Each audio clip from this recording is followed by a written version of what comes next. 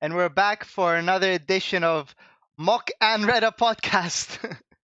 Hi, Mr. Mok, how are you? I'm good, Reda. I'm good. It's been one of those weeks, man. I don't know. It's like as soon as as you're getting older, although your days seem long because you're at work and you don't feel like being at work, your weeks pass so quickly and you start becoming so obsessed with time.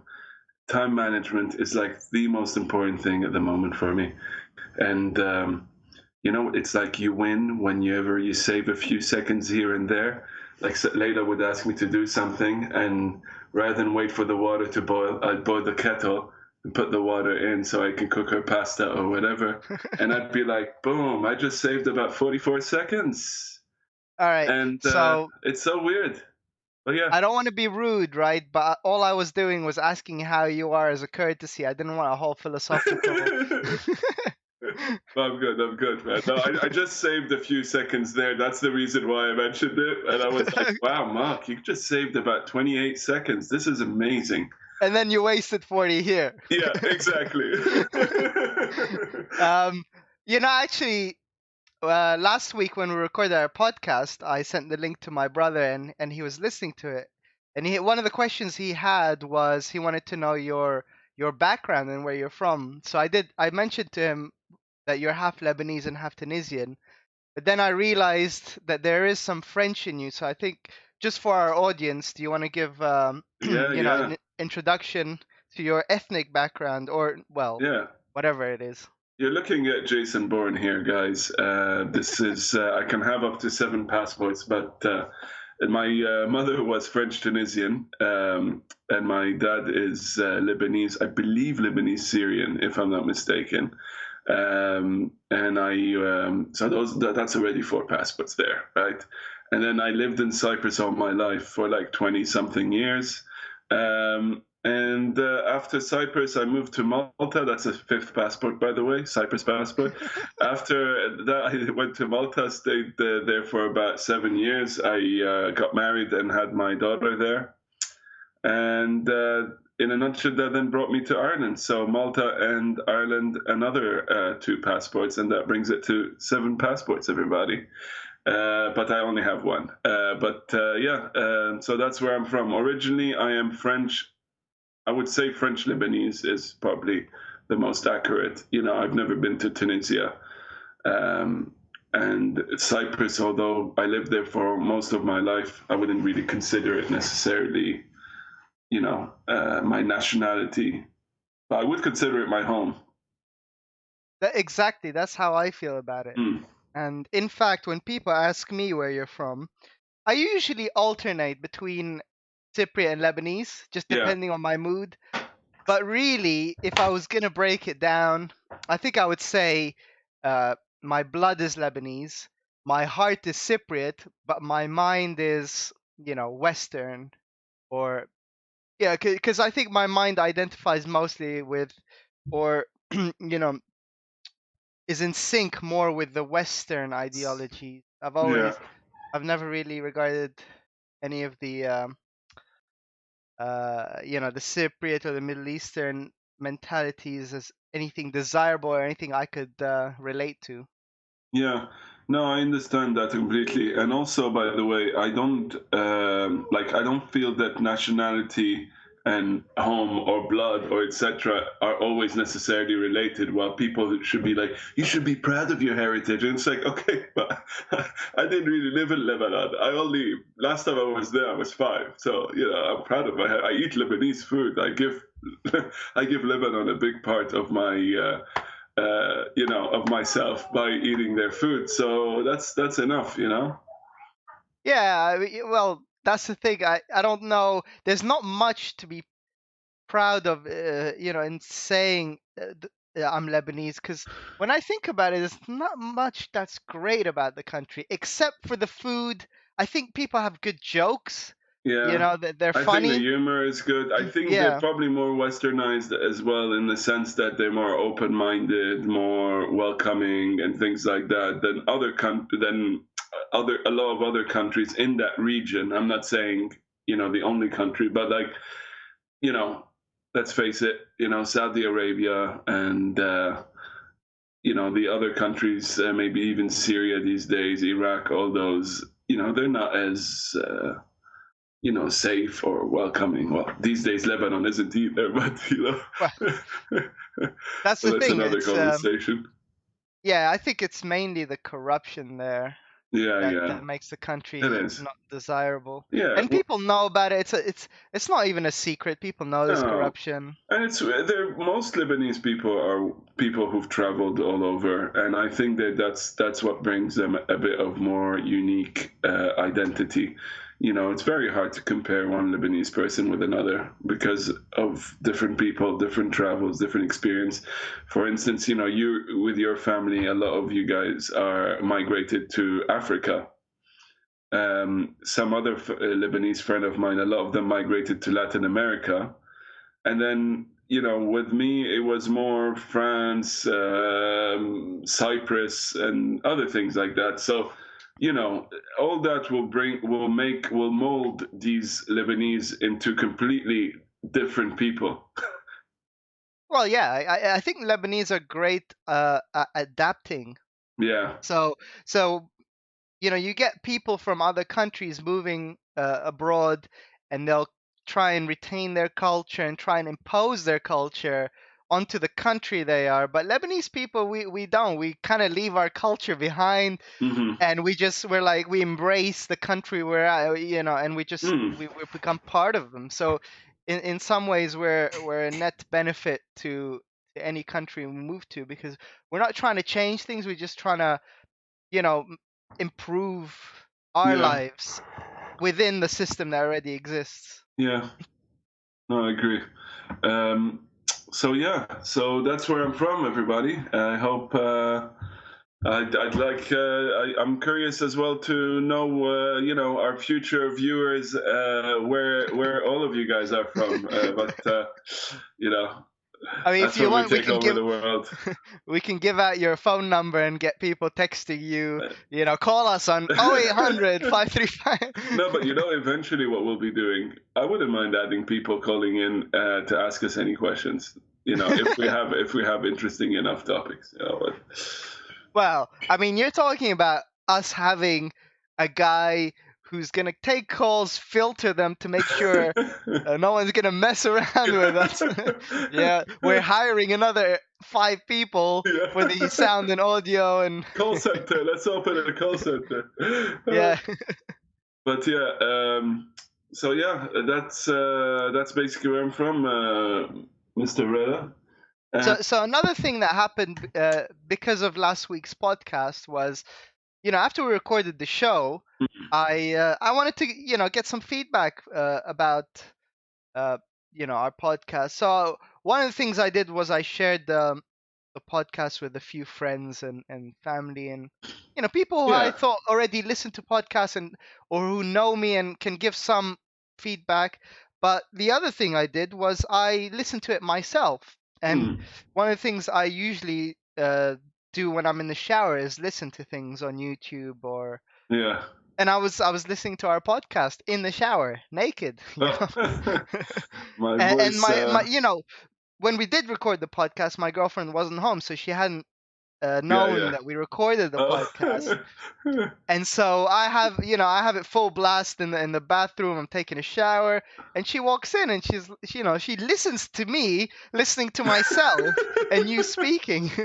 I don't know if it would have been worse if she came in and she could hear my voice in the background while you're having a shower, or whether she heard you speaking. It's like almost giving yourself motivational. You can do this, Reda. Just a bit more soap, a bit more soap. She probably walked in while I was cleaning my genitals too, for all I know. Oh, man. But anyway, so she gave me this look like, what are you, like, narcissistic? Why do you like listening to yourself? Yeah. And I had to explain to her that no, it's just for feedback. Getting to see what what sounded good and what didn't. And I don't know. I think I'm none the wiser. It's very difficult to judge. It's hard to judge because we know each other quite well, and when I see it, it's not different to us having our normal conversations, whatever it is, about different subjects, about rants, etc., which is the feeling we wanted to bring to it, anyways. I think we would only get the real criticism from people that don't know us, or that at least don't know one of us. You know, I sent it as well to my brother and some people, and they really really liked it. Some people didn't know you as well as I know you, and they even really like they had good things to say about it, so it kind of was reassuring. There was also a few things like, one thing that we do, and apologies for our listeners who were listening last week, but one thing we do that I think we need to improve is explain things a bit more. So sometimes we talk about references that we believe everyone knows about, like Love Island or whatever it is, but we don't really take time to explain it in 2 seconds what that is. So in case people don't know what it is, at least they can still enjoy the story that comes out of it. So this Yeah, I is mean, something I will make an effort in doing. So yeah, I mean, Love Island's very easy to explain. It's just an yeah, yeah. island of love, right? Of course. That's all it is. Put people on an island and they'll start loving each other. By the way, speaking of reality shows, I started watching The Circle, the American version. I only watched the first episode. Okay, my recommendation. Yeah, I must say, you're right. Everyone comes in with a plan. Now, before we go any further, Reda, do you want to Explain what the circle is. do you want to explain what The Circle is? Okay, so The Circle is a reality TV show based on social media. So what they do is they get, I think, 8 people into into a block of flats. These 8 people never get to see each other in in real life. They never get to see each other face to face. They're isolated in their own flats, and what they have to do is interact with each other through social media. And the aim of the game is to become the most popular, and you win, I think, $100,000 at the end. So, and it lasts for, I think, 12 weeks. So people are chatting to each other every day for 12 weeks in group chats and in one-on-one chats, and they can either be themselves or they could be a catfish, which is pretend to be someone else, have someone else's pictures. Sometimes they can be their character but have someone else's pictures, and sometimes they can be completely someone else, so a man pretending to be an old woman or vice versa. Yeah, and look, I like the American one. I watched the first episode. I'm definitely going to watch the rest of it. I don't know if Sarah liked it as much, my wife, but I liked it. The only thing, I like the fact that, as you said, everyone kind of has a game plan. It's not like, oh, I hope everyone likes me. It's they came in and they all have like, oh, this person, I want to be ranked third or fourth because this way no one would see me as a threat. And, they all kind of know what they want to do. My only issue with this is it really then about, this is a question I had, and I said, I have to ask Reda this. Is it really about a popularity contest, or is it about a strategy to kill whoever is the most popular, which is really what it is, right? Because if it was a popularity contest, first of all, shouldn't really be a money prize, because people are never going to want to give the money to someone who they think should win it. People are going to want to keep the money for themselves. I know I would, and I'm sure you would as well, or other contestants. So technically, the role of the game is whoever is the most popular, try and get him.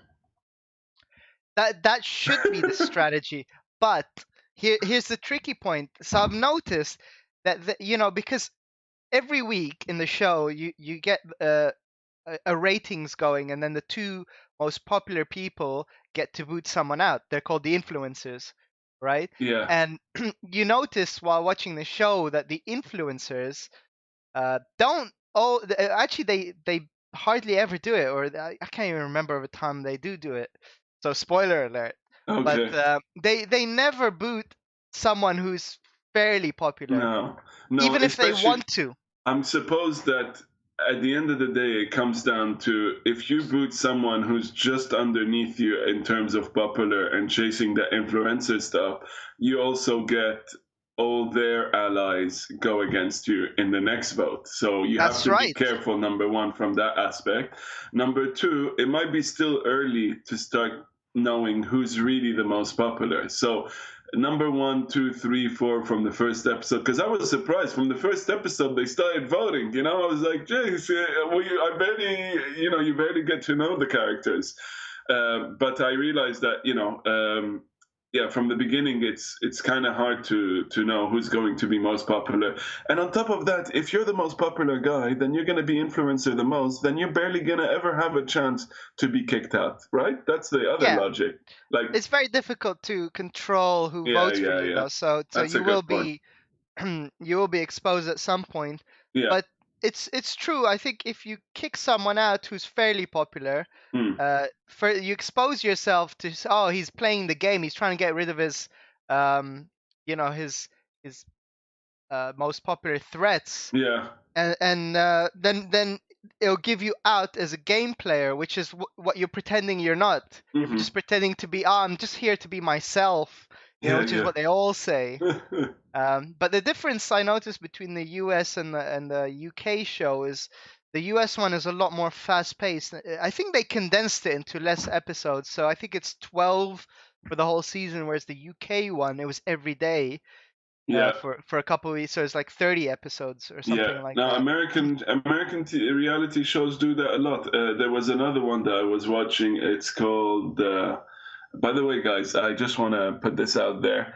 I'm not gonna lie, my wife puts those shows on, and I really enjoy them. All right, there is a sense, like there's a sense of higher specimen when I watch them as well, because some people on the show are pretty dumb. I'm sorry, I can't say, and some people are better being good looking. I apologize for that, but I do enjoy that aspect of it a lot, and I'm sure Reda, it's the same for you. Um, but yeah, going back to there's another show, American show, and they do it once a week. It's called Temptation Island. I think I told you about it before. I've heard of it, but I don't Jeez, know it's much. kind of wrong a bit, because they get couples, and some of these couples have been together for like 9 years, 10 years. You know what I mean? Like long enough, and they bring them on Temptation Island, and they basically separate the males and the females, and like the couples, and they put all the males that were in a couple with a bunch of hot women that are single, and they put all the females that were in a couple with those males with a bunch of males that are, good looking and muscly and all that. And they basically, the aim of the thing is, let's see if you're strong enough not to break up with your other one. And this year, I think, beside one couple who did cheat on each other, both of them, in this whole show, every single other couple broke up. So it's kind of like this show is saving the growth of the population of Earth. They're just breaking up couples that were just about to get married or have Well, children.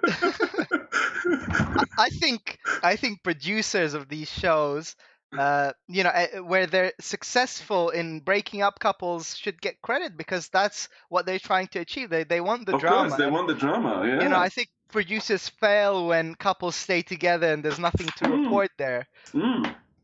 Same with Love Island. I bet you anything, each one of them has a producer and they're here telling them exactly how to react to something that probably they wouldn't have reacted about. Because let's face it, if you're regardless of who the hottie is, regardless of how hot she is, how much she, whatever, if you're in there for 2 days, Reda, 2 days, you can't be like, listen, stop looking at her or stop looking at him. I thought you loved me. You can't be like, I can't be like that. Even if a producer puts it in my ear and say, you have to act like you really want to be with this chick for your life, and I'm like, I only known her for 3 hours. Leave me alone. That's why you'd never be on Love Island because you wouldn't No, be definitely. influenced. No, I They wouldn't need people who be. are easily influenced, I think. Yeah, that's why they get younger people. Boom. But here's the thing that I think with reality shows, and again, just as a disclaimer, I don't really watch them. My girlfriend puts them on, and I just tune in. Uh, but I think there's been a shift in behaviors, at least with the genders, where historically men have been shying away Yeah. from showing their emotional side, and it was historically the women that would do it. I think you mentioned that men are now the more emotional gender in a lot of Yeah, these shows, and that 100%. includes The Circle and Love Island and anything else Yeah, that you watch. 100%. And I realize there's a lot more sensitivity coming from the male side. There's a lot more insecurities as well.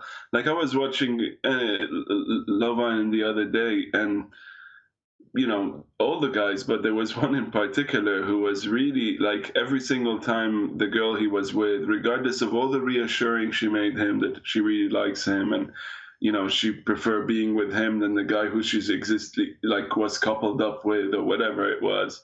But regardless of all that, every single time she spoke to someone who came in or a new person, nice to meet you, blah blah, he'd have a jealousy thing about it. But it wasn't a jealousy that came from like, hey, don't talk to anyone, like macho jealousy. It was more like an insecurity, sensitive jealousy. Oh, 1 second. Oh, never mind. Sorry, I heard the door.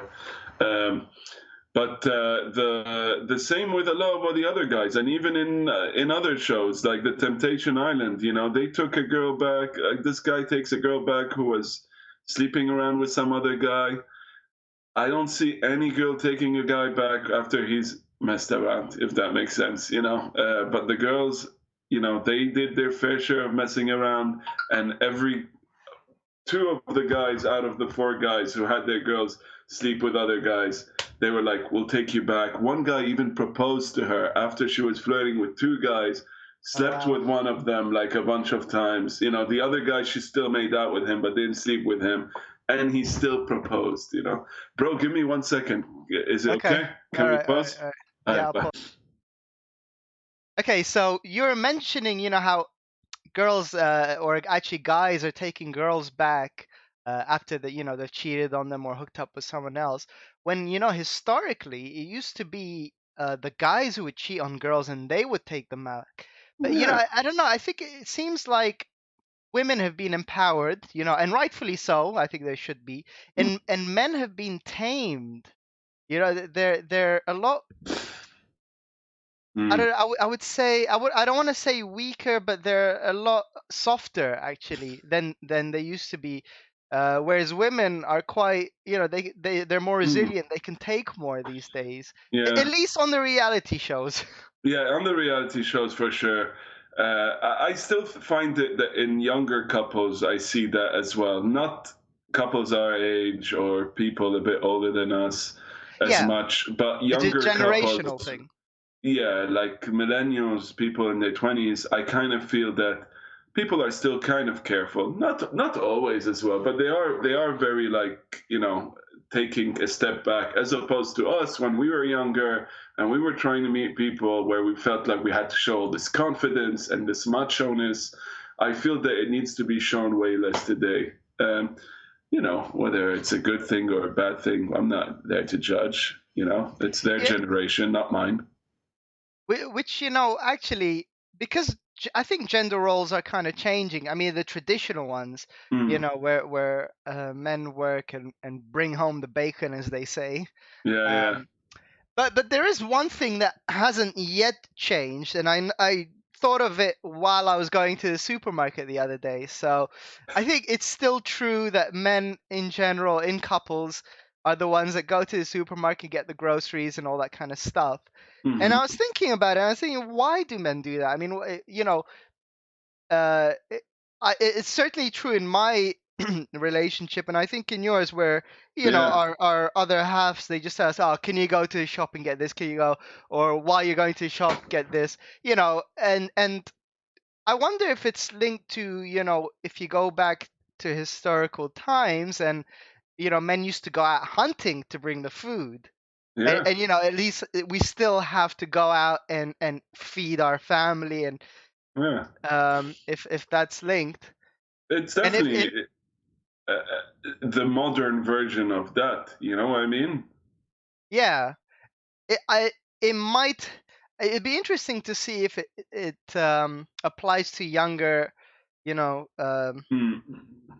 whatever the liberal, no wait, what the generation called, Millennials. millennials. Yeah. No, I think we're millennials. No, No. I I think think so. I think 80s it's isn't. People born in the 80s aren't millennials, surely. I think they are. I think what is the generation after millennials? Uh, you know what? We can look it up. Do it. Um, But yeah, no, while you're looking up, that's a good point. There is a few things as well I noticed like that. Uh, around things that have sort of modernized around men and women. I must say one thing though. You know what's funny? You know, like our granddad's generation and our dad's generation, and those older, the what do you call them? The geriatric. I don't know what you call them. There's a name for the old guys, the ones that say back in my day, da da da da da. Those guys. yeah. Those guys, when you see it nowadays, you see a lot of older people, like, attracted to the 20s, to the 30s, etc., like to much younger women, especially back in our day when we were young. We'd see a lot of older people attracted to younger women. I'm like, I don't know why. I'm not attracted to younger women as much anymore, just because of this whole thing. I'm kind of feeling like every time I see younger women and the way they're behaving like that, or being so, like, power to the people about everything, it's just such a turn off for me. It's weird, right? Well, I see it as a turn off for younger girls because they just really don't know anything about how the world Yeah. works. They're smart, but they're not wise. But they also, I mean, they have some good qualities in the sense that they're so enthusiastic about life, which, if you're successful, you never lose that enthusiasm. Mm. But they're very naive. So you're thinking, oh, I don't want to have to talk them through all these things that I had to learn the hard way Yeah. because it takes years anyway. Yeah. So you don't have time for that. You'd rather be friends with people who already experienced it themselves, figured out what works, what doesn't, what's true and what's not. Yeah. Yeah. Yeah. So yeah, I don't know if I can look at them at the same level as me in the sense that I just feel they still have to go through so much Yeah. and they don't know as Yeah. much That's as the thing. well. That's the thing as well. Also, it's one thing a woman older than you telling you what to do, but I ain't taking any orders from someone younger than me. I'm an ageist, I'll say it. I think you can still get away with being an ageist. I mean, there's very little you can get away with these days, but being an ageist, that's okay for now, I think. Especially because it's not, people who are older don't generally have popular opinions anymore. No, that's the thing. And like, I enjoy speaking to people who share my opinions, even though I should be speaking to people who don't, and it will make it more interesting for a conversation.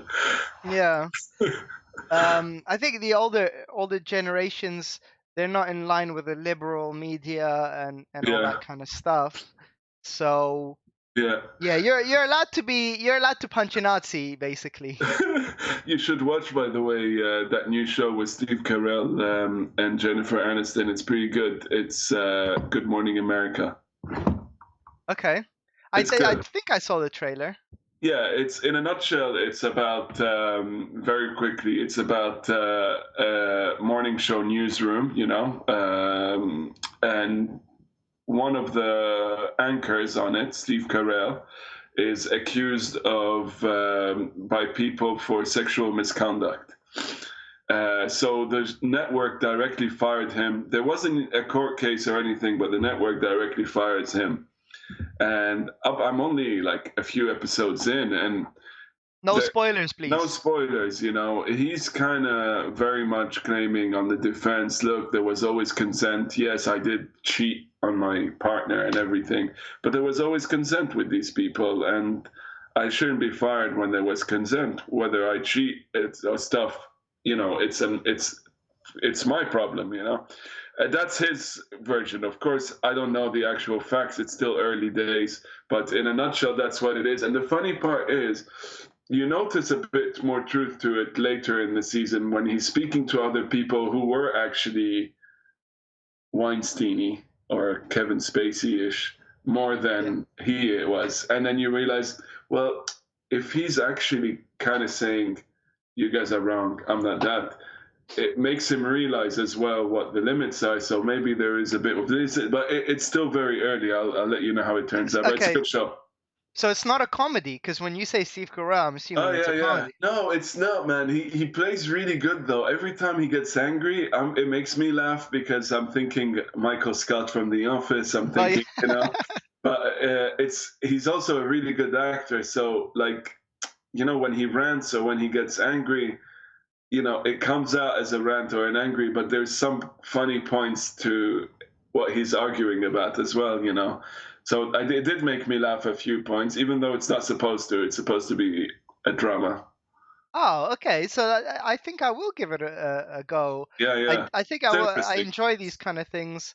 But yeah, I mean, Steve Carell, I did watch him. He's in a movie, The Big Short. I don't know if you've seen it, but Yeah. that's a serious role, and he does it really well. So yeah, I think he's quite versatile. Yeah, he is. I didn't know if The Big Short is the one I'm thinking of, but I watched one with him where he's a wrestling, not he's like he sponsors this wrestling story. Have you seen that movie? No. Where he gets this American wrestler. I'll have to send it to you. It's really good as well, Okay. and he's a bit of a cuckoo in there. But yeah, so that's all I was gonna say about it. Uh, I think we've exhausted our reality show Yeah, conversation for today. So I think on that note, we'll call it a day, and I'll let you get back to looking after the family. yeah, yeah. Thanks. I'll be doing some mock homemade chili today, and have a lazy afternoon, the rest of the afternoon. But Uh, thanks for doing this, Reda. all right. So just before you go, do you want to give out your secret home made chili recipe? No, no, no. I don't want to poison anyone yet, and I don't know how much chili you guys can take. So, it's for the people who like it hot. All right. Okay. Well, thank you for for your lovely time, and adios, amigo. See you. Bye.